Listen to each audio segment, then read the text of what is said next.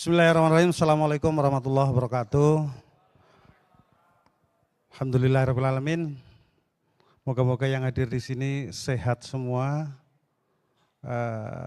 seger semua dan semangat ngikuti talkshow yang sudah, ini hari terakhir, moga-moga ini puncak dan moga-moga ini juga membawa pengalaman dan ilmu baru bagi kita semuanya.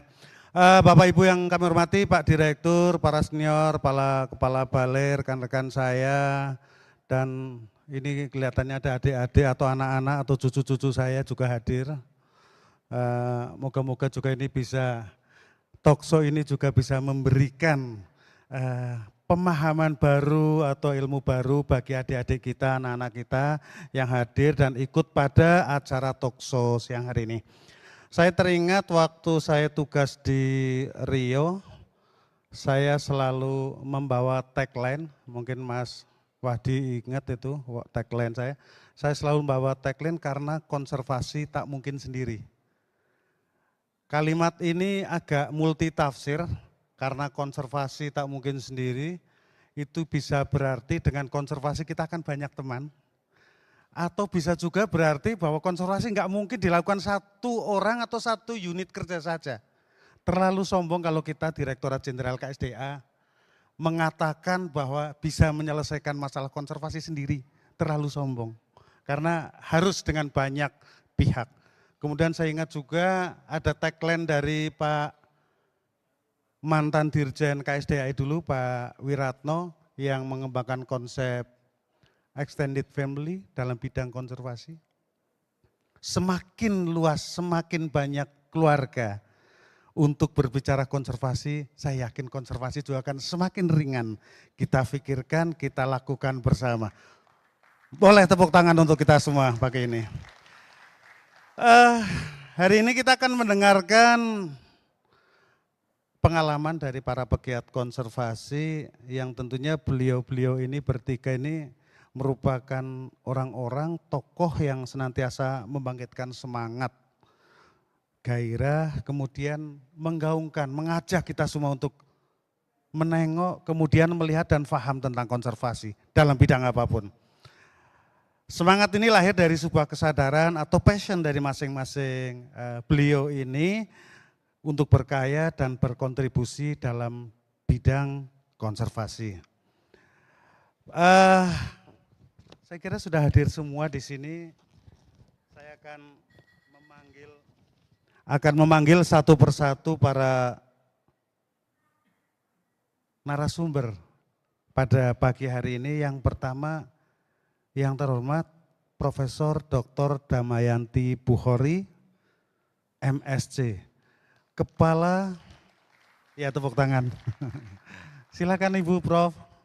Kepala Center for Transdisciplinary and Sustainability Scientist IPB dari Selamat datang Ibu, terima kasih. Kemudian yang kedua narasumber, seorang ranger kita, Reza Saputra, mana? Oh ini yang duduk di depan tadi, silakan Mas Reza. Tepuk tangan, ternyata masih muda banget. Kemudian yang ketiga, Dr. Nurul Winarni, beliau seorang peneliti dan dosen dari UI. Kami persilakan.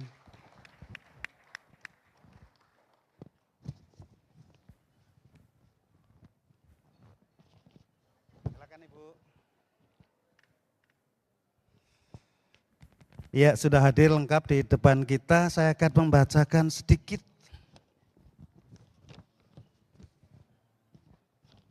profil dari para narasumber pagi hari ini. Yang pertama Profesor Dr. Damayanti Bukhori, beliau adalah dosen, guru besar dari IPB. Kemudian beliau S1 dari IPB, S2 dari Illinois, Amerika, S3-nya juga dari Bloomington, USA Ibu ya. Beliau sebagai guru besar di IPB. Beliau adalah banyak penelitian di lapangan, hampir seluruh wilayah Indonesia, dan melakukan publikasi ilmiah sudah lebih dari 25 tahun Ibu ya. Luar biasa, tepuk tangan dong untuk Profesor. Yang kedua narasumber kita Mas Reza Saputra dari KSDA Papua Barat, penemu anggrek, pendidikannya di S1 Biologi UI ya. Wah. Kemudian saat ini bekerja di KSDA, tertarik di bidang penelitian tentang biodiversity, ornitologi, ada ya ilmu tentang ini ya, khusus itu ya, tentang orchid ya. Reza juga banyak menerbitkan publikasi jurnal ilmiah maupun populer. Kemudian yang ketiga, Dr. Nurul Winarni, dosen dan peneliti di UI. Beliau berawal dari pengamat burung Ibu ya, ahli perburungan ini Ibu kita ini. Ibu Nurul juga telah bekerja di berbagai proyek penelitian lapangan, mulai dari hewan buruan untuk rangkong dan primata, betul Ibu ya. Beliau mempelajari dinamika populasi burung Argus besar untuk gelar masternya dan mampu menggunakan telemetri radio dan GIS untuk memahami pola distribusi dan pergerakan Argus besar. Tepuk tangan untuk Bu Dr. Nurul Winarni. Kemudian saya tadi sudah dikasih tahu sama panitia Bu, ini katanya karena waktunya cuma 1 jam, slide-nya nggak usah banyak-banyak, katanya 7 slide atau berapa saja, nggak usah banyak-banyak. Ini catatan dari Bu Badiah nanti. Karena saya ditugaskan Bu Badiah duduk di sini, jadi saya harus nurutin sama Bu Badiah. Baik, kita sesuai apa tadi urutan. Kami silakan Profesor untuk menyampaikan paparannya. Mungkin berapa ya? 15 menit ya Bu ya? Iya, kami persilakan Ibu. Terima kasih banyak Pak Sadijen. Selamat pagi, Assalamualaikum warahmatullahi wabarakatuh. Terima kasih kami telah diundang. Jadi saya akan langsung aja. Maaf kalau saya kok membuat 7 kok susah, tapi tak cepetin aja Pak. Jadi enggak semuanya akan dipakai Bu Badiah. Minta maaf dulu. Oke, saya dikasih topik lebah nih dan saya melihat ada anak-anak di sini, apa cucu-cucu kali ya. Ada yang tahu lebah enggak? Tahu kan ya? Takut enggak sama lebah? Takut tuh ya. Jadi lebah itu memang dianggap sesuatu yang mengerikan karena dia dianggap suka menyengat gitu ya. Jadi hari ini kita akan ngobrol banyak ini tentang serangga. Nah ini pertama-tama kenapa saya belajar serangga? Karena serangga ini sesuatu yang kecil-kecil orang menganggap nggak penting ya. Jadi saya tuh suka sesuatu yang underappreciated and underrepresented misalnya gitu ya. Dan itu serangga secara keseluruhan saya memang menekuni serangga. Hari ini saya diminta bicara tentang lebah. Jadi langsung aja kita ke lebah ini. Oke, langsung aja ya. Oke, nah ini ada berapa macam lebah. Jadi di dunia itu lebah itu banyak sekali, ada sekitar 20.000 spesies lebah ya. Di Indonesia ada berapa? Nah itu dia ya, kita mungkin taksonomi kita masih belum utuh gitu ya. Tapi kalau melihat dari lebah itu kan ada lebah apis ya, itu yang disebut sebagai lebah madu. Secara keseluruhan itu Indonesia memiliki sekitar 7 spesies. Dan ini ada secara keseluruhan ini tipe-tipe lebah ini bisa dilihat dari gambar-gambar ini ya. Maaf ini istilahnya bahasa Inggris ya. Nah jadi lebah ini bisa dilihat itu gambarnya ya, bentuknya macam-macam ya, dan sudah ada sejak zaman ribuan jutaan tahun yang lalu ya, dari zaman Kretaseus sampai Cenozoik sudah ada. Jadi evolusi lebah itu memang sudah sangat lama dan dia bertahan. Kalau dinosaurus habis ya, kalau dia masih tetap bertahan ya. Silahkan berikutnya. Nah ini yang tadi saya katakan ya, jadi lebah itu sebetulnya di Indonesia ini yang disebut dengan lebah madu ada 7 spesies across Indonesia, ditambah 1 spesies lagi lebah Eropa. Jadi karena lebah ini juga diternakkan oleh para peternak, mereka lebih senang menggunakan Apis mellifera dan itu didatangkan dari Eropa, yang sebenarnya kalau kita lihat itu bisa menjadi ancaman bagi lebah Indonesia. Jadi sebaiknya kalau nanti ada peternak di sini yang diternakkan sebaiknya Apis cerana gitu ya, atau yang disebut dengan lebah tak bersengat. Nah itu dia. Jadi lebah itu ada juga yang disebut stingless bee atau lebah tak bersengat. Ini lebah kecil-kecil Dan dia sama sekali nggak menyengat ya, tapi dia menghasilkan madu juga. Nah di Indonesia katanya ada 46, walaupun ada yang bilang 52 ya, jadi subject to be discussed gitulah ya. Tapi overall memang Indonesia cukup kaya ya dengan keanekaragaman lebah ini. Berikutnya, ukurannya juga bervariasi ya, dari yang kecil sekali berapa milimeter ya sampai yang cukup besar, lebih besar dari 2 cm. Berikutnya, saya akan lebih fokus pada lebah madu ya. Nah kalau dilihat itu lebah ini, tahu nggak ini adik-adik bahwa lebah itu sebagian besar itu perempuan ya. Jadi lebah itu ada ratu pasti perempuan, betina. Kemudian pekerja itu semuanya perempuan juga. Jadi kalau dia terbang cari makan itu pasti perempuan. Kalau dia jaga rumah itu pasti juga betina gitu. Jadi lebah ini salah satu serangga yang hidup bersama-sama. Biasanya kan serangga hidupnya sendiri-sendiri ya.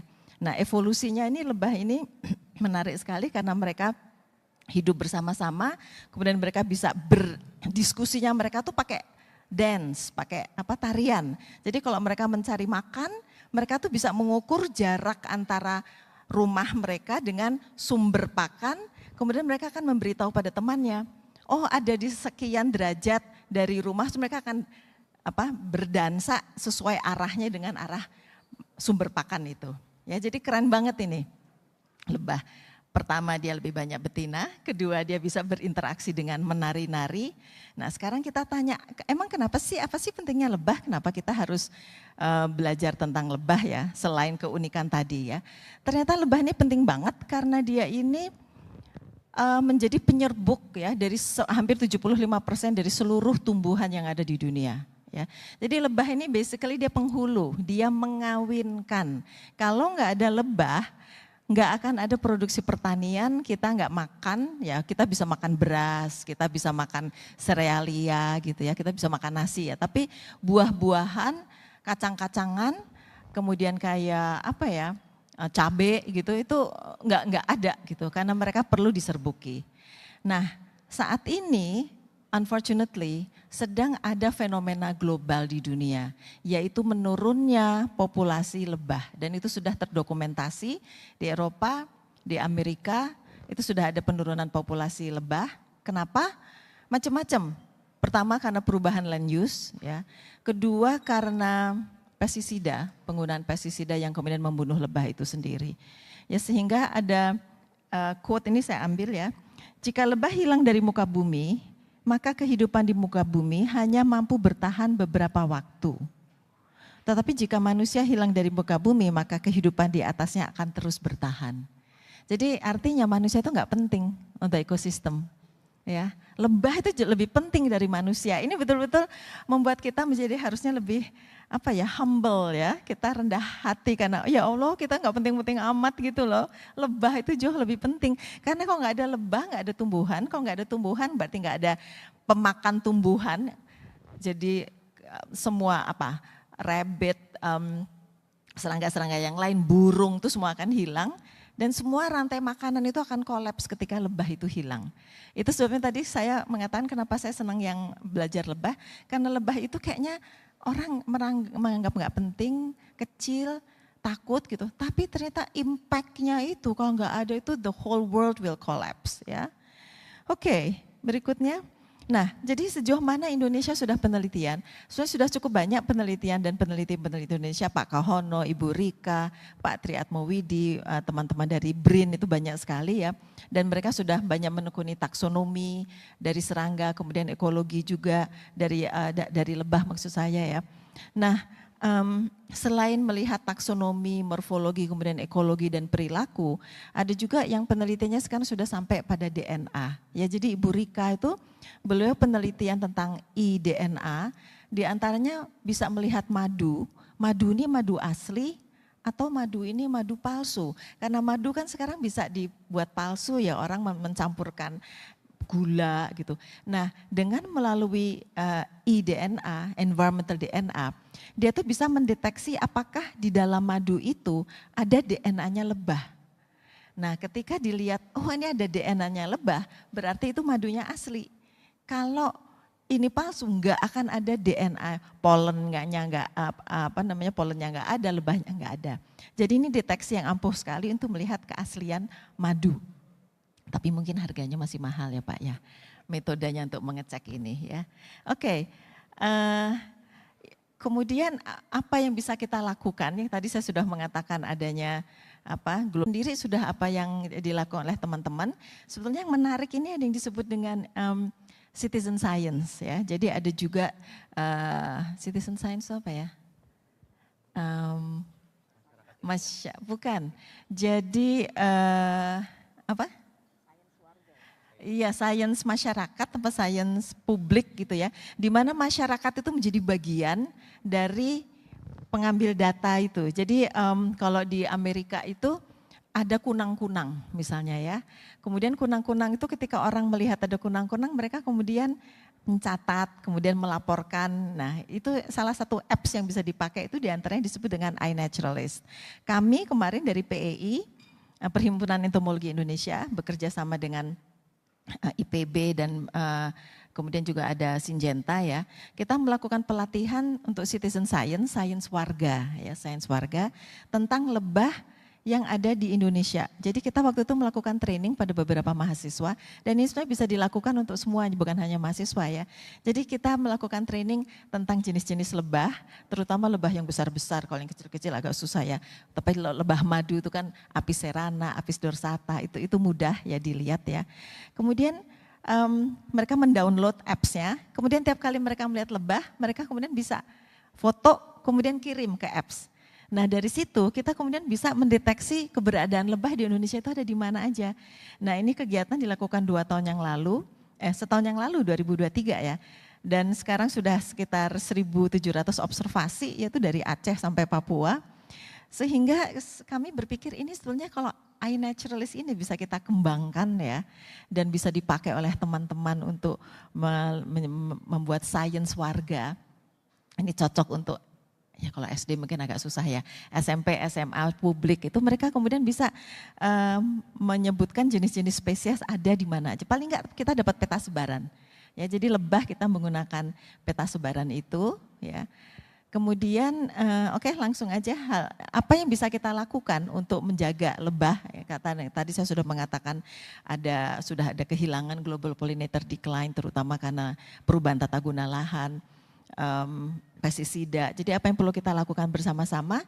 Pertama-tama sebetulnya ada juga yang disebut dengan etnoentomologi. Ya kalau kita tahu etnoentomologi itu jadi kearifan tradisional, kearifan lokal yang ada dipercaya di berbagai macam masyarakat-masyarakat lokal di Indonesia. Ini menarik juga.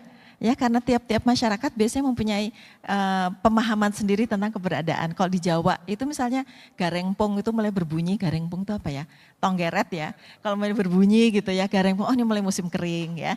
Jadi tanda-tanda alam itu bisa dilihat juga melewati serangga. Nah ini perlu kita gali ya. Jadi yang bisa dilakukan itu penelitian-penelitian tentang etnoentomologi perlu diperbanyak.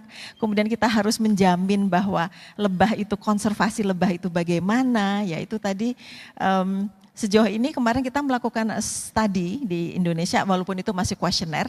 Tapi kita menemukan bahwa 57% dari peternak lebah mengatakan bahwa populasi lebah mereka juga menurun. Kenapa? Kita tidak tahu, tapi diantaranya mungkin ada pakannya sangat kurang, kemudian juga kalau ada penyemprotan itu kemudian bisa ya pestisida besoknya bisa ada banyak yang mati. Ya jadi konservasi lebah itu menjadi tanggung jawab kita bersama. Oke. Jadi apa yang bisa kita lakukan ya kita perlu melakukan monitoring bersama-sama misalnya dengan menggunakan iNaturalist. Kemudian hal yang sederhana yang bisa kita lakukan itu sebetulnya adalah menanam ya. Kita bisa menanam tanaman-tanaman bunga, langsung aja berikutnya tanaman berbunga, kemudian bisa menanam pohonan. Jadi menanam tanaman-tanaman yang menjadi sumber pakan bagi lebah. Karena lebah itu bisa hidup di mana-mana ya, tapi mereka perlu pakan. Di mana dapat pakan? Dari kita. Ya, jadi kalau kita punya pekarangan jangan dikasih semen gitu ya. Coba dikasih berbagai macam tanaman berbunga kan bagus sekali ya. Jadi ini adalah hal-hal sederhana yang bisa kita lakukan untuk menjaga lebah ini bersama. Berikutnya mungkin udah terakhir ya. Iya, jadi itu sekilas tentang lebah. yang kecil-kecil tampaknya tidak berguna tapi sangat mempunyai impact yang besar dan bagaimana kita bisa melakukan konservasi lebah bersama-sama. Terima kasih Pak Suharyono. Wassalamualaikum warahmatullahi wabarakatuh. Waalaikumsalam warahmatullahi wabarakatuh. Masih 2 menit loh Bu. Iya, luar biasa ternyata lebah itu lebih bermanfaat mungkin dari manusia ya Bu ya. Kalau nggak ada lebah mungkin kehidupan akan cepat berakhir ya. Tapi kalau manusianya nggak ada, malah mungkin kehidupan lebih panjang ya Bu ya. Bu. Dunia kan lebih aman tanpa manusia mungkin Bu ya. Luar biasa ternyata lebah lebih berarti dari kita semuanya. Tepuk tangan sekali lagi untuk Profesor. Baik, sesuai urutannya kami persilakan Mas Reza. Ada? Sudah ada. Ya, bismillahirrahmanirrahim. Mohon izin pimpinan, Assalamualaikum warahmatullahi wabarakatuh. Selamat pagi Bapak Ibu semua. Saya Reza Saputra, dengan bangga Bu, karena harus bangga. Saya ada dari Balai Besar, cek. Saya pengendali ekosistem hutan dari Balai Besar KSDA Papua Barat.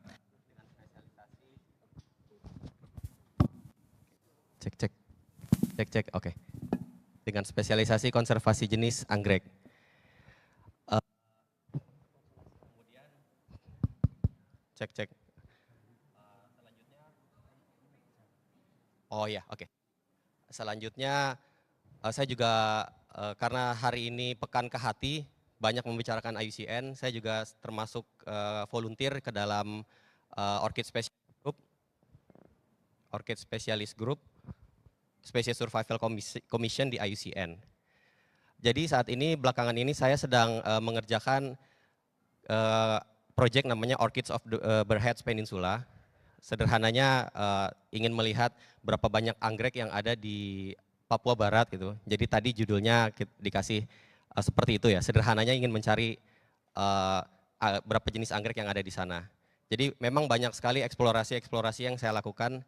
Dan saya berterima kasih kepada pimpinan saya yang selalu support, Pak Joni dan Pak Tasliman. Berminggu-minggu, bahkan ada yang sebulan saya eksplorasi ke lapangan. Makasih Pak. Next mungkin. Ya, pertama ya terkait metode. Jadi saya melakukan checklisting semua literatur anggrek yang ada di online maupun offline. Anggrek-anggrek yang pernah dikoleksi dari Papua Barat. Di semua literatur itu saya koleksi, saya baca, saya catat, kemudian juga melakukan studi di herbarium dan juga field work. Jadi kalau di sini ada yang literatur yang sudah tua juga tetap dilacak juga. Next. Nah, dalam melakukan tadi metode itu diperlukan namanya ilmu taksonomi. Jadi sekali lagi saya ingin menekankan bahwa ilmu taksonomi itu adalah ilmu fundamental dalam konservasi. Jadi sangat diperlukan namanya ilmu identifikasi jika kita ingin melakukan konservasi. Ini studi kasus sedikit karena masih hangat juga kemarin, masih ada yang nanya, Mas anggrek hitam Papua ada nggak? Tidak. Jadi singkatnya kalau ngecek di Google, ini anggrek hitam Papua mungkin yang muncul adalah bunga yang warna hitam ini. Dan sederhananya ini adalah hoax karena sudah berkali-kali kita ke lapangan juga menanyakan ke para ahli, cek di literatur juga ini nggak ada. Jadi sangat hoax memang, harganya sampai 100 juta, langka dan lain sebagainya. Dan kalau mau baca beritanya lebih lanjut, bisa mengunjungi website kami BBKSDA Papua Barat. Kemudian saya ingin mengutip ucapan dari Carolus Linnaeus, tadi jika kamu tidak tahu namanya maka pengetahuan kamu akan hilang atau bahkan tersesat seperti tadi. Makanya penting sekali kita mengetahui dasar dari sebuah nama. Kemudian singkat terkait keanekaragaman anggrek di Indonesia. Ini datanya saya ambil dari Digital Flora Indonesia. Sederhananya si anggrek ini Orchidaceae adalah famili dengan diversitas tertinggi di Indonesia. Ada lebih dari 3.820 spesies. Dan hotspot highest diversity-nya paling tinggi itu ada di Kalimantan dan Papua. Tapi kemungkinan di Kalimantan akan terbalap nanti Pak Satata. Karena di Papua masih belum banyak yang tergali. Next. Nah ini contoh titik koleksinya, dilihat Papua bagian Indonesia masih minim sekali koleksi anggrek. Banyakan di Papua Nugini. Oke, next lagi, biar singkat. Next lagi. Nah ini status terkini terkait keanekaragaman diversitas anggrek di Papua Sia. Sampai dengan hari ini tercatat ada 2.893 jenis anggrek yang ada di sana. Dan 2.500 lebih diantaranya adalah endemik atau 86%. Jadi endemisitas di sana cukup tinggi, sangat tinggi. Dan diestimasikan ada lebih dari 3.000 bahkan bisa menyentuh 3.500 jenis anggrek di sana. Dan ini adalah salah satu jenis yang baru dipublikasikan awal tahun ini, Bulbophyllum johannae, yang kebetulan banget juga kebalap ya. Saya baru dan teman-teman dari Kew Royal Botanic Garden dengan Andres Quitman baru juga menemukan spesies ini di Arfak. Jadi yang dideskripsikan ini Bulbophyllum johannae ini dari Papua Nugini, tapi dilihat dari segi morfologi itu sangat mirip, ukuran juga sangat mirip, cuman warnanya aja beda. Oke, next lagi. Nah, dari 2000 hampir 2.900 jenis anggrek tadi itu di Papua ada 5 subfamili. Pertama ada subfamili Apostasioideae, itu ada 2 genera, ada dari Apostasia dan Newedia. Kemudian ada yang kedua ada Cypripedioideae, ini hanya ada 1 genus, genus Paphiopedilum, itu ada 4 jenis, semuanya terancam punah, cuman hanya 3 yang dilindungi. Jadi mohon izin kita sudah usulkan ini 1 jenis yang Paphiopedilum papuanum belum dilindungi, semoga bisa terakomodir nanti. Kemudian yang ketiga ada subfamili Vanillioideae. Kalau Bapak Ibu sering ngopi pakai vanila, ya ini dari anggrek sebenarnya. Kebetulan saya nggak punya foto vanila, jadi saya masukkan foto Lecanorchis. Ini Lecanorchis malacensis. Persebaran terakhir ini sebenarnya baru ditemukan hanya ada di Borneo, tapi bulan lalu ini ketika saya eksplorasi di Tambrau, ternyata ini udah ada di sana. Berarti ini termasuk new record dan lumayan lompatannya dari Sulawesi, Maluku, udah di Papua ternyata. Dan sebagian semuanya adalah terestrial atau liana beberapa. Next. Yang subfamili yang keempat adalah Orchidoideae. Sebagian besar adalah terestrial. Ini contohnya beberapa jenis, ada Corybas, Stigmatodactylus, ada Habenaria dan Macodes sanderiana atau anggrek permata. Kalau yang Stigmatodactylus ini kebetulan juga baru ditemukan, ini jenis baru dari pegunungan Arfak di Testega. Next. Dan subfamili yang paling besar adalah Epidendroideae, mencakup 91% atau 2.648 spesies. Ini contohnya Dendrobium spectabil yang ada di depan atau anggrek kribo. Ini salah satu anggrek maskot Papua, saya bilang, karena nama kribo itu sudah identik dengan rambut Papua ya, orang-orang Papua. Dan harganya mahal, ini lumayan dan sangat menarik, bunganya bertahan lama. Next. Nah ini terkait fieldwork saya ini pribadi, dari 2016 saya sampai 2024 sudah melakukan eksplorasi di 27 titik. Saya masuk CPNS 2018 Bapak, tapi udah ke Papua 2016 pas skripsi. Jadi memang ada beberapa spot yang belum saya datangi. Jadi mohon izin Pak Sekdijen jangan pindahkan saya dulu Pak. Saya masih mau eksplorasi di sana. Dan memang beberapa spot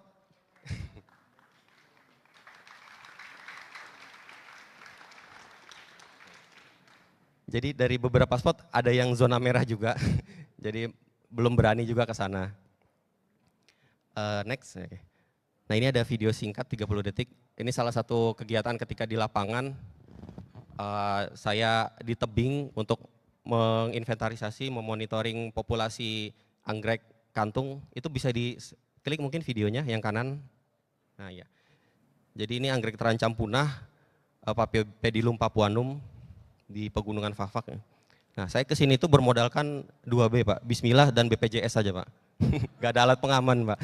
Ini tebing ini lumayan curam dan di situ yaitu yang saya injak itu humus. Kemudian yang satunya di kirinya itu adalah tebing batu kars kapur itu yang rawan longsor. Jadi ini adalah effort Pak. bagaimana kita melakukan kegiatan di lapangan.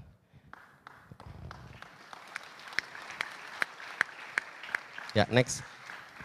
Kemudian ini penemuan kita yang sudah terpublikasi Pak, ada 5 anggrek baru, 4 new species, 1 subspesies. Yang pertama ada Dendrobium moyorum 2018 ditemukan di TW Sorong.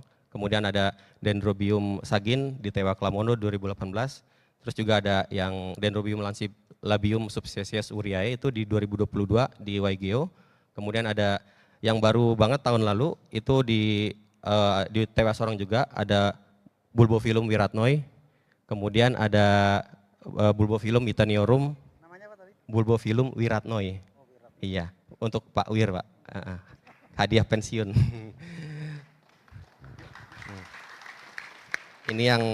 Dan ini sudah kita kompilasi di buku 5 Discovery.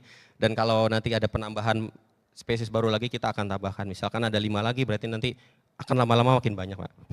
Dan ini waktu presentasi tahun lalu disambut baik oleh Ibu Menteri. Terima kasih pimpinan Ibu Menteri, Pak Dirjen.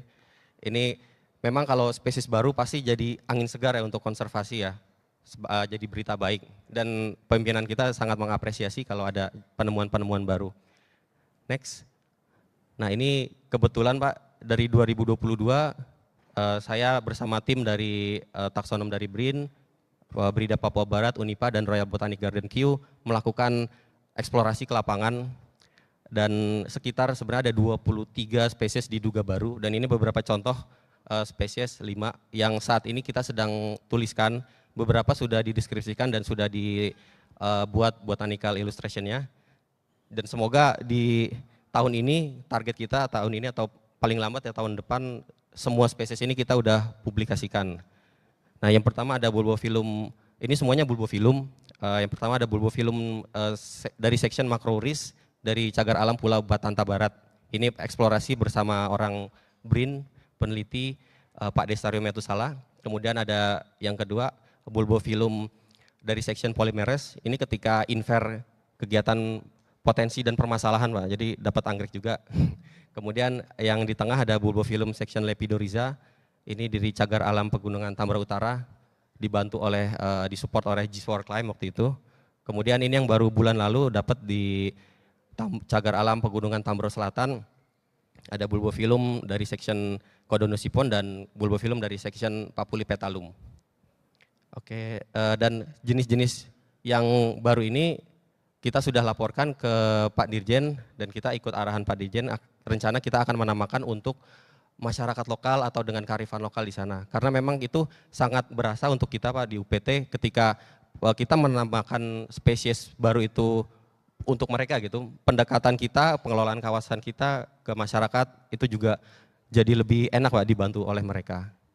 Kemudian ini juga yang saya lakukan di IUCN karena sebenarnya banyak yang publikasi jenis baru dan melakukan assessment awal, tapi jarang yang melakukan submit ke IUCN. Nah ini ada contoh yang sudah saya submit dan sudah dipublikasi itu yang anggrek moi dan menjadi anggrek dengan status sangat terancam punah atau critically endangered pertama di Papua Barat. Karena memang lokasinya sangat sempit Pak, nggak banyak di Papua Barat, mungkin daerah Sorong Raya aja dan udah banyak pembangunan di sana. Kemudian yang di sini saya di-invite oleh teman-teman Q untuk melakukan assessment di sebanyak sekitar 30 jenis anggrek. Ya, kalau teman-teman di IUCN mungkin udah tahu Species Information System ini ya. Next. Nah ini kalau tadi ada penemuan baru, sebenarnya penemuan baru itu bonus kalau kita melakukan inventarisasi secara keseluruhan anggrek. Dan ini juga bonusnya lagi Pak, yang yaitu new record atau rediscovery. Nah dari 5 spesies ini Pak, ada yang mungkin udah sering lihat itu Dendrobium azureum atau anggrek biru, karena udah banyak sekali beritanya. Tapi saya secara personal lebih tertarik dengan penemuan di Dimoplexis storichelliensis. Ini anggrek hantu yang ditemukan pada tahun 1909 dan hanya sekali dikoleksi pada tahun itu dan belum pernah ditemukan lagi. Itu dikoleksi di Papua Nugini dan saya temukan ini di Papua Barat. Jadi dia rediscovery setelah 114 tahun gak ditemukan, sekaligus new record juga untuk Indonesia. Dan juga spesimen type untuk si Dimoplexis Torricelliensis ini juga udah rusak di Berlin. Jadi ini juga sekaligus bisa jadi spesimen penting. Oke, next. Untuk ini juga ada project kita bersama dengan Berida Papua Barat, Prof. Charlie, Pak Jimmy, Pak Andre, dan Mas Yanuar untuk membuat buku anggrek Papua Barat yang rencananya kita akan kompilasi semua jenis anggrek. Berikut ada fotonya, deskripsi, distribusi, fenologi, ekologi, dan kalau nggak ada fotonya kita pakai ilustrasi. Dan rencananya kita akan publikasi di Flora Malaysia Symposium selanjutnya. Next. Nah ini jadi pekerjaannya nggak hanya di eksplorasi di lapangan, tapi juga ke ngecek herbarium dan sangat banyak herbarium ya. Next lagi. Jadi menjawab pertanyaan yang di awal, ada berapa banyak sih sejauh ini anggrek di Papua Barat teridentifikasi ada 771 jenis dari 104 genus.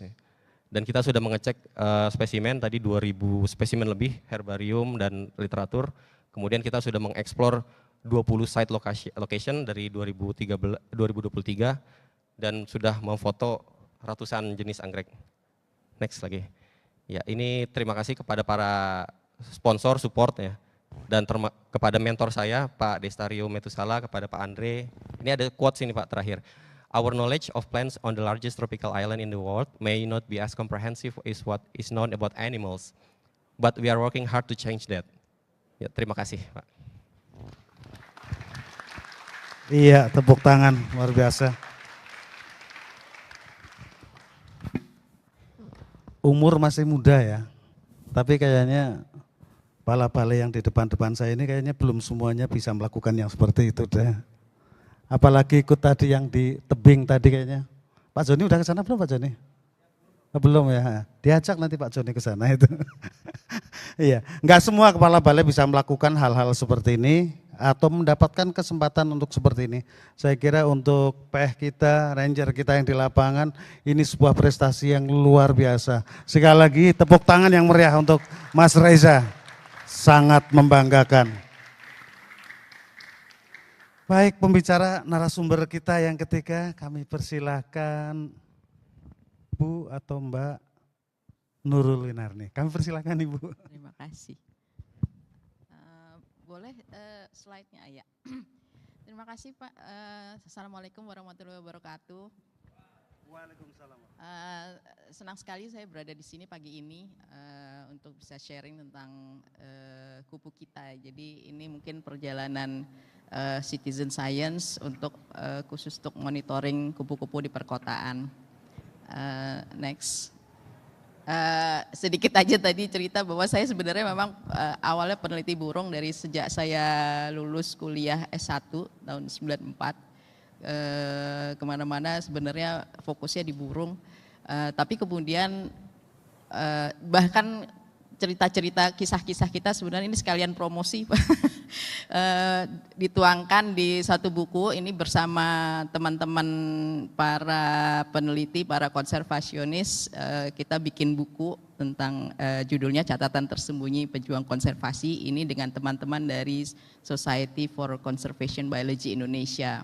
Jadi ada 32 orang di situ yang sharing ceritanya bagaimana sih jadi peneliti, jadi apa ya, pekerja konservasi itu seperti apa gitu ya, bagaimana sih kerja di hutan seperti apa, sampai ngurus-ngurus perizinan gitu, sampai ada cerita hantunya juga gitu. Jadi saya promo sedikit dan ini bisa diperoleh di penerbitnya Lingkar Antar Nusa. Sedikit di situ. Nah kemudian sebenarnya saya waktu S3 ada kesempatan S3 itu dari GIF waktu itu di Lambu Sango di Buton ya. Kebetulan tawarannya adalah mengerjakan burung dan kupu-kupu. Jadi bagaimana respon burung dan kupu-kupu terhadap gangguan gitu. Itu udah satu paket, saya nggak boleh milih burung aja gitu. Jadi mau nggak mau saya jadi belajar kupu-kupu sendiri waktu itu. Belajar dulu sama keponakan saya, nangkep dulu ya, kita mulai dari nangkep kupu-kupu dan ternyata memang ada banyak hal yang menarik dari kupu-kupu itu gitu. apalagi karena sebelumnya saya punya mungkin pengalaman di burung, burung itu mungkin lebih susah kalau ngamatin gitu ya. Kalau orang nggak biasa tuh nyari burung di mana sih gitu. Kadang-kadang kalau jalan kita di hutan gitu ada suara burung, nyarinya tuh susah setengah mati gitu, apalagi pakai binokuler kalau nggak biasa gitu. Jadi memang lebih sulit. Nah ternyata begitu setelah belajar kupu-kupu ya, kupu-kupu itu kan ada di sekitar kita. Ini adik-adik ada yang pernah lihat kupu-kupu nggak di halamannya? Nah ya, warnanya apa warnanya? Ada yang iya macam-macam ya. Jadi itu ternyata sebenarnya di sekeliling kita itu ada banyak yang kita bisa perhatikan gitu, bisa amati. Burung mungkin agak susah gitu ya, kita nyari-nyari mungkin harus ke pohon, harus lihat pohon dan burung juga terbang-terbang terus gitu sehingga agak sulit. Ini burung apa sih gitu. Nah tapi kupu-kupu sebenarnya lebih dekat ke kita gitu, ke manusia gitu, karena dia mendatangi misalnya bunga-bunga yang ada di sekitar kita gitu. Dan tadi sudah disebutkan sama Bu Dami bahwa kupu-kupu juga serangga ya, dan dia juga termasuk penyerbuk juga gitu. Jadi dia memang mendatangi tanaman-tanaman yang disukai, bertelur. Kupu-kupu bertelurnya di tanaman yang berbeda dengan tanaman dia mengambil nektarnya gitu. Jadi artinya ketergantungan kupu-kupu terhadap tumbuhan itu sangat besar. Dan selain itu juga kupu-kupu jadi makanan ya, jadi ada rantai makanan, terlibat dalam rantai makanan, sehingga kalau ada satu rantai yang terputus itu mungkin bisa berubah gitu yang ada di lingkungan kita.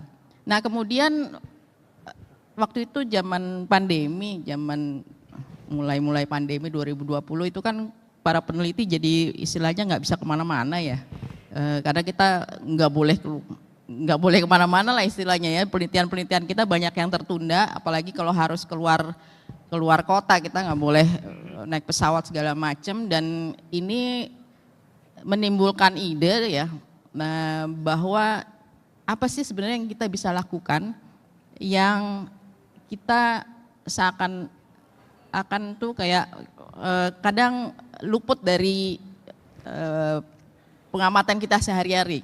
Jadi sebenarnya kita bisa lihat di apa yang ada di sekeliling kita gitu. Dan kemudian juga pada masa-masa pandemi kan juga mulai itu meningkat bahwa ada kebutuhan kualitas hidup yang lebih baik gitu ya. Orang mulai banyak nanam tanaman waktu itu, ibu-ibu biasanya udah mulai cari-cari koleksi tanaman. Nah hal itu yang sebenarnya menjadi ide gitu bahwa kita sebenarnya bisa ngamatin kupu-kupu di sekitar kita. Jadi kalau coba gitu kita perhatikan di halaman rumah kita gitu ya, lihat kupu-kupu, atau kadang-kadang kita jalan ke mall, mallnya ada tamannya aja, itu biasanya suka ada kupu-kupunya. Bahkan kalau kita di jalan tol gitu ya, pinggir-pinggir jalan selama ada pohon, kadang-kadang kita bisa lihat kupu-kupu yang dia bisa melintasi jalan tol tersebut gitu. Jadi ini kan artinya hal-hal yang menarik yang mungkin kita bisa coba gali sebenarnya bagaimana kupu-kupu itu merespon terhadap kondisi yang ada, misalnya di perkotaan seperti apa. Nah itulah makanya kita kami mencoba membuat satu citizen science, program citizen science, dan cuma waktu itu kepikirannya adalah bagaimana kita bisa membuat satu platform yang mudah dipahami ya, enggak bahasa Inggris. Jadi kalau mungkin tadi yang disebutkan Bu Damayanti itu iNaturalist itu mungkin orang kadang-kadang agak ragu-ragu untuk masuk gitu ya, karena mungkin harus bahasa Inggris dan sebagainya gitu. Dan kami ingin mencoba, tunggu sebentar sebelum, kami ingin mencoba bahwa platformnya tuh platform yang mudah dan orang nggak perlu download gitu, jadi tidak terlalu ribet gitu. Dan kami juga ingin semua orang bisa belajar gitu. Jadi tidak hanya orang yang punya latar belakang biologi, latar belakang hutanan yang mungkin lebih dekat ya, atau pertanian yang lebih dekat dengan misalnya biodiversity, tapi inginnya tuh semua masyarakat tuh juga bisa belajar mengamati kupu-kupu di sekitar halamannya sendiri, di sekitar lingkungannya. Nah jadi platform kami ini namanya Kupu Kita, bisa dicek di kupukita.org. Kami memang fokus pada 3 famili, jadi sebenarnya kupu-kupu ada lebih dari 3 famili, tapi yang kami fokus di sini hanya famili Nymphalidae, Papilionidae, dan Pieridae karena masih bisa ditangkap oleh mata gitu ya, mata telanjang. Dan kalau misalnya famili Lycaenidae misalnya itu kecil sekali dan banyak kan di rumput, jadi orang kadang-kadang suka luput nggak ngelihat rumput. Nah, tapi kita mencoba fokus di 3 famili yang masih bisa dilihat dengan mata telanjang. Dan platformnya itu dilengkapi dengan ada ilustrasi, ada panduan fotonya, jadi bisa dilihat misalnya apa yang kita lihat hari itu, saat itu, jadi cukup real time ya, dan websitenya kita update secara reguler. Dan kita bisa mengunggah gambar dan fotonya. Jadi ini juga salah satu yang kita mencoba dorong adalah kupu-kupu itu masih bisa difoto dengan bahkan HP. Jadi itu kita awalnya dengan seperti itu, dan kita waktu itu membuat beberapa pelatihan. Next. Nah jadi masa pandemi itu menarik sekali gitu ya, kita buat pelatihan di beberapa sekolah juga, kita buat pelatihan secara online, jadi bikin 2 hari, 1 hari online dan hari keduanya mereka atau setengah hari berikutnya mereka bisa pengamatan sendiri di rumahnya, dan kita buat semacam WhatsApp group untuk mereka bisa share foto yang mereka dapatkan. Jadi saya ini dapat foto ini anak SD yang sedang ngamatin di pinggir sekolahnya gitu ya, yang ada, jadi masih ada rumput-rumput sedikit gitu, tanaman-tanaman liar sedikit, dia mencoba ngamatin itu. Ini menyenangkan sekali. Memang biasanya untuk kelas 3 ke bawah itu agak sulit, harus didampingi orang tua, tapi kelas 3 ke atas itu biasanya sudah bisa. Tantangannya, nah ini masalahnya adalah tantangan, memang menyebarkan antusiasme itu tidak mudah, baik sebagai pengelola maupun pengamatnya juga gitu. Kita mesti nyebarin itu ya, dan saya sungguh berharap kalau misalnya ada yang semangat meneruskan ini, saya oke aja gitu ya. Datanya itu begitu ada, dan maksudnya bahkan kalau mahasiswa ada yang mau penelitian menggunakan data itu silahkan banget gitu. Dan tantangan berikutnya mungkin platformnya juga harus mengikuti perkembangan zaman juga, dan kebetulan kami masih fokus di Jabodetabek karena kupu-kupu itu spesiesnya banyak sekali. Jadi kalau kita udah lewat misalnya kawasan Wallacea, Sulawesi dan hingga Papua, itu kupu-kupunya beda, udah banyak yang berbeda, banyak yang endemik, sehingga dan koleksi foto ini mungkin baru beberapa tahun terakhir orang mulai foto cukup banyak gitu. Jadi memang kita harus punya koleksi foto yang cukup banyak untuk membuat tambahan-tambahan seperti itu. Ketiga mungkin adalah bagaimana mengelola hasilnya. Jadi jangan sampai memang citizen science, jangan sampai datanya ya dipegang sendiri nggak jadi apa-apa, tapi informasi ini memang harus disebarkan. Apa sih situasi yang dari kupu-kupu misalnya yang kita peroleh gitu. Jadi kemarin kita sudah ada satu publikasi dan menggambarkan misalnya kawasan Jabodetabek. Memang masih perlu data yang cukup banyak juga. Next. Nah, selanjutnya mungkin adalah tadi menyebarkan antusiasme yang jelas ya. Jadi saya mungkin kalau misalnya boleh titip pesan ke mahasiswa, penting banget misalnya menguasai ambil satu keahlian gitu. Ini kayak Mas Reza mungkin dari dulu senangnya tanaman, jadi dia fokus di situ sampai dia menemukan sendiri jenis yang dia suka gitu. Nah itu penting sekali untuk kita, keahlian-keahlian seperti itu masih sangat dibutuhkan di Indonesia. Dan untuk kita semua apa berikutnya? Tadi dari Ibu Damayanti juga menjelaskan bahwa kebutuhan kita nanam tanaman gitu. Dan konsep ini ya, pekarangan itu kan istilah halaman Indonesia gitu ya, halamannya Indonesia yang emang khas, yang sebenarnya tanamannya bisa macam-macam. Kalau kita agak ke Jawa mungkin isinya bisa ada pohon pisang, ada singkong, campur dengan misalnya bunga-bungaan dan sebagainya yang kita bisa manfaatkan. Itu sebenarnya mungkin harus dikembalikan gitu ya, isu kepentingan pekarangan itu bagi masyarakat di perkotaan. Terakhir sebenarnya saya sedikit menampilkan ada satu istilah baru beberapa terakhir ini, yaitu keadilan multispesies. Jadi kita harus mulai mikirin, kita nggak hanya tadi bahwa kita tidak hidup sendiri, kita perlu yang lain gitu. Kita perlu lingkungan kita, karena kita dapat jasa-jasa lingkungan yang kita manfaatkan kan dapatnya dari lingkungan. Kita bisa bernafas, kita bisa makan, dari semua dari lingkungan. Jadi memang kita harus mikirkan bahwa kita harus memberikan keadilan juga buat hewan-hewan yang ada di sekitar kita. Saya kira itu saja mungkin, ini teman-teman yang turut membangun kupu kita, juga ada beberapa volunteer, termasuk Pak Agung kemarin sudah bicara tentang capung, itu juga salah satu volunteer kita. Terima kasih banyak. Wassalamualaikum warahmatullahi wabarakatuh. Waalaikumsalam warahmatullahi wabarakatuh. Meriah. Pagi ini kita sudah mendengarkan tentang lebah dan madunya, yang madu asli tadi ada anunya Bu ya tadi ya. Ada teknologi membedakan madu dan madu yang tidak asli Bu ya. Ini Bapak-bapak perlu tahu. Kemudian yang kedua ini luar biasa tadi tentang orchid, tentang anggrek, dan terakhir ini kupu-kupu, ternyata sangat menarik. Teman-teman, adik-adik, mahasiswa, pelajar, saya kira banyak kesempatan nanti bisa bergabung tadi dengan platform yang sederhana Bu ya, dan mudah dipahami di kupu kita.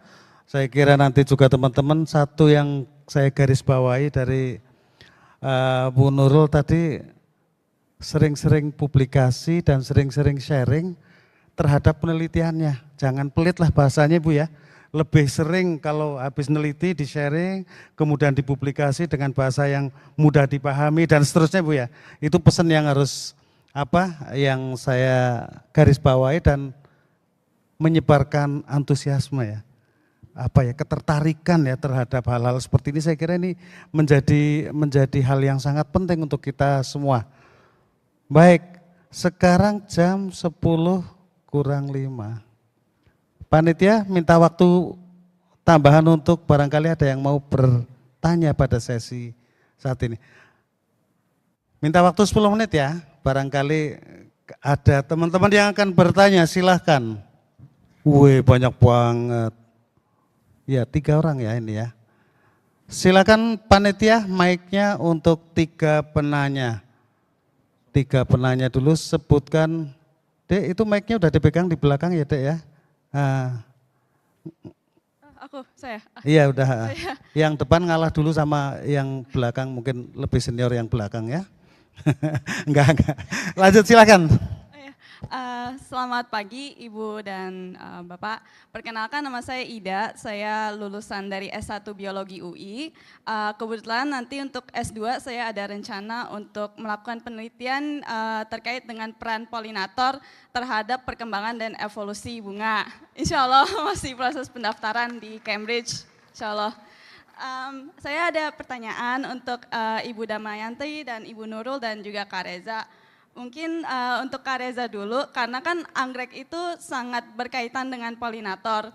Nah, ketika ada misalkan orchid rediscovery dan bahkan ada new record terkait dengan orchid, apakah ada juga pencatatan terkait dengan polinator yang berkaitan dengan anggrek-anggrek tersebut, Kak? Kemudian langsung untuk ke Ibu Damayanti dan juga mungkin Ibu Nurul, ketika ada project citizen science, ketika kita melihat misalkan lebah dan kupu-kupu yang ada di daerah urban, kemudian kita melakukan pencatatan dan juga mungkin ada suatu kegiatan untuk melakukan penanaman tumbuhan berbunga misalkan untuk meningkatkan populasi polinator. Nah, pertanyaan saya mungkin apakah ada fokus ke polinator dan tumbuhan berbunga yang natif atau yang bersifat asli seperti itu Bu? Atau apakah ada misalkan suatu concern terhadap tumbuhan-tumbuhan berbunga yang, atau polinator yang mungkin bersifat invasif seperti itu Bu? Terima kasih. Oke Mbak Ida yang akan S2, moga-moga kita doain bersama ya, Mbak Ida sukses bisa S2. 2 pertanyaan tapi yang pertanyaan yang kedua untuk Bu Dama maupun Bu Nurul. Yang pertama untuk Mas Reza. Kita kita tunda dulu ya. Pertanyaan berikutnya dulu aja ya, biar 3-3-nya. Silakan yang depan tadi yang pakai baju SMA ya. SMA atau SMP atau TK? Hah? Silakan berdiri.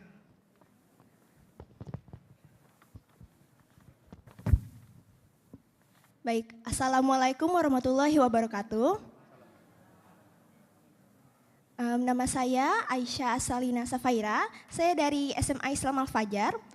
Di sini saya ingin bertanya terkait anggrek. Dan pertanyaan saya ini sebenarnya cukup sederhana ya untuk Kak Reza. Jadi,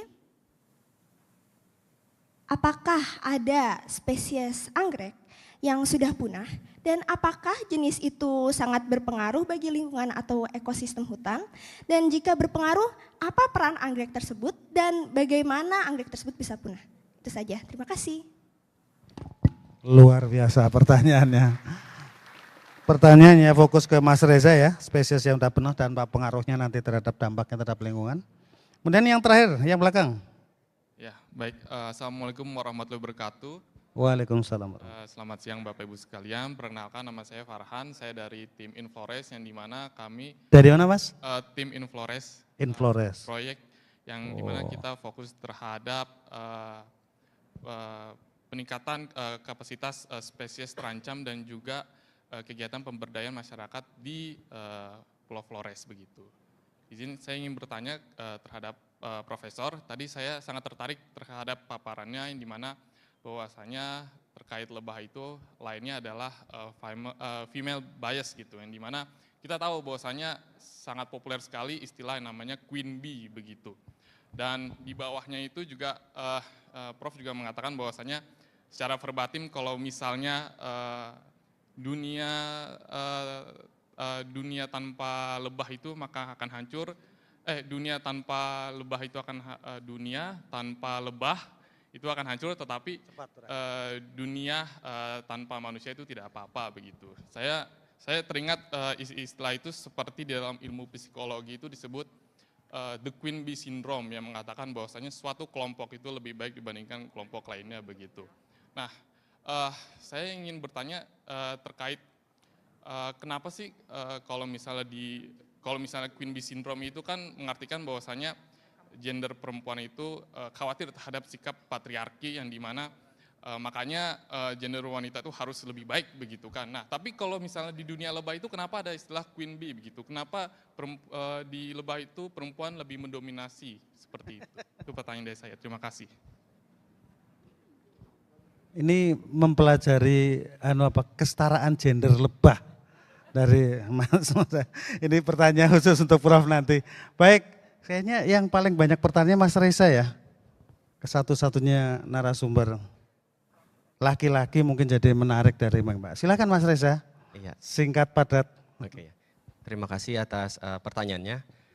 Jadi untuk yang polinator memang anggrek itu dengan serangga ya itu melakukan koevolusi ya. Kalau belajar evolusi itu ada namanya koevolusi. Jadi mereka berevolusi secara bersama. Dan sayangnya memang untuk anggrek di Papua itu studi polinator itu sangat amat minim. Bahkan bisa dibilang nggak ada atau hitungan jari mungkin. Saya jarang sekali baca untuk itu. Yang sederhana aja misalkan ada spatoglotis yang anggrek di pinggir jalan. itu belum ada yang melakukan studi terkait polinator itu. Sekilas memang dia dikerubungi semut ya, kayak saya pernah bilang ini sepertinya semut. Tapi ternyata ketika dilihat lagi semut itu menghubungi itu bukan dalam rangka mempolinasi, tapi dia untuk melindungi, dia ngejar melindungi yang bagian muda itu.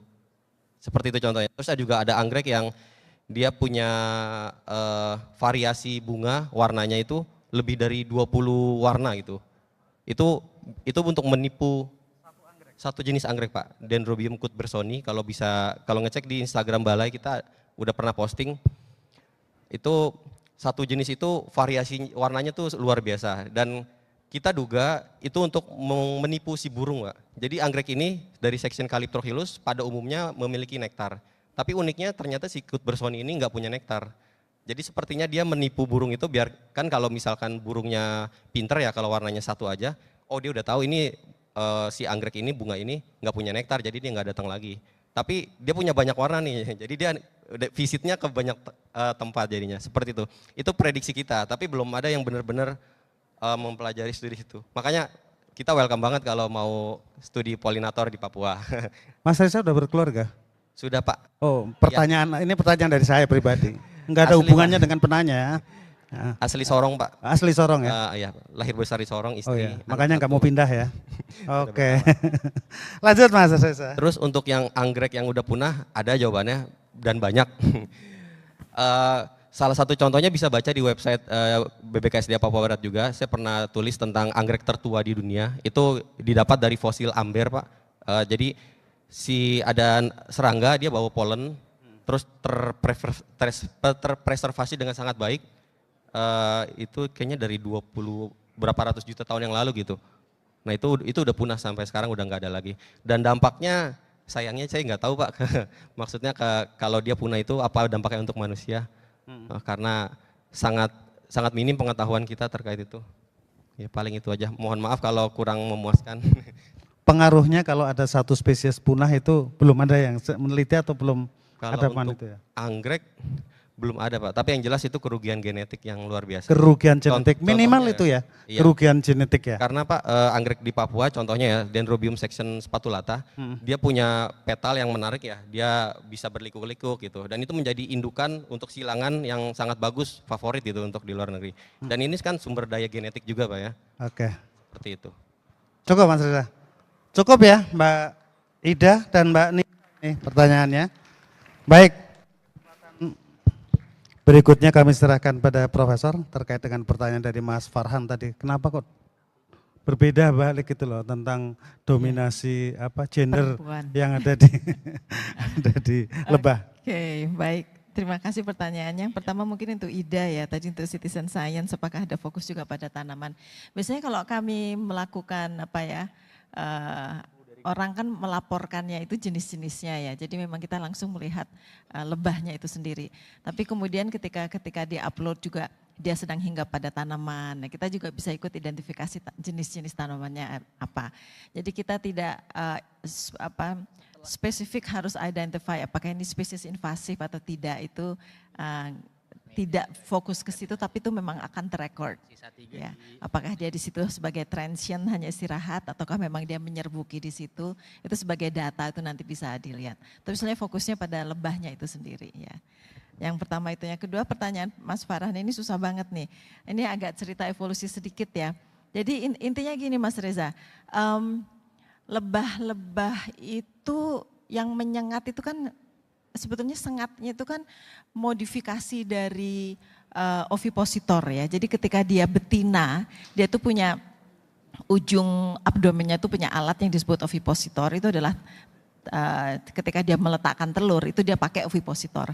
Nah, ketika ovipositor ini tidak berfungsi itu memang digunakan karena dia menjadi lebah pekerja, dia itu tidak bisa bereproduksi. Dan ovipositornya itu digunakan untuk menyengat. Ya, jadi lebah madu ini khas karena ketika dia menyengat dia sebetulnya mati, dia bunuh diri. Karena ketika dia menyengat kemudian dia mencabut dia menyengat sudah terbang lagi ya, itu ketinggalan, sengatnya itu ketinggalan. tertinggal. Nah ini beda dengan wasp, beda dengan tabuan, tawon yang bisa menyengat berkali-kali itu ovipositornya nggak lepas, jarumnya itu nggak lepas. Nah kalau lebah madu itu jarumnya itu akan lepas dari perutnya gitulah, jadi dia bunuh diri. Nah yang punya jarum itu siapa? Betina. Ya, jadi memang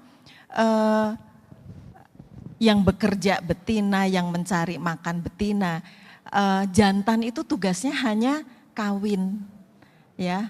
Kawin ngasih sperma terus nggak punya fungsi lagi. Nah jadi bisa dikatakan bagi dunia serangga sosial, jantan itu hanya dibutuhkan ketika harus kawin sama betina yang calon ratu. Tapi satu nggak punya fungsi lagi.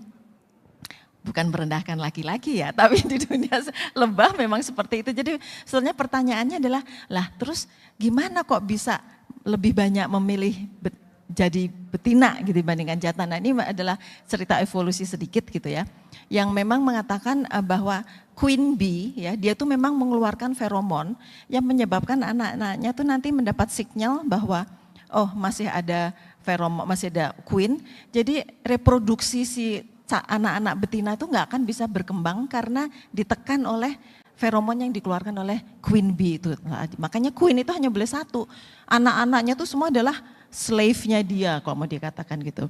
Ketika suatu saat lebah queen-nya udah tua, mulai sakit-sakitan, feromonnya mulai menurun, itu sinyal bagi si betina pekerja-pekerja bahwa oh ratu saya udah mulai sakit nih.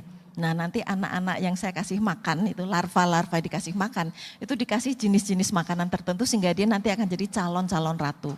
Jadi jenis makanan itu akan berpengaruh apakah anaknya jadi pekerja atau anaknya jadi ratu, dan itu semua dikuasai oleh si queen yang memberikan sinyal itu. Itu mungkin sebabnya kan disebut queen bee.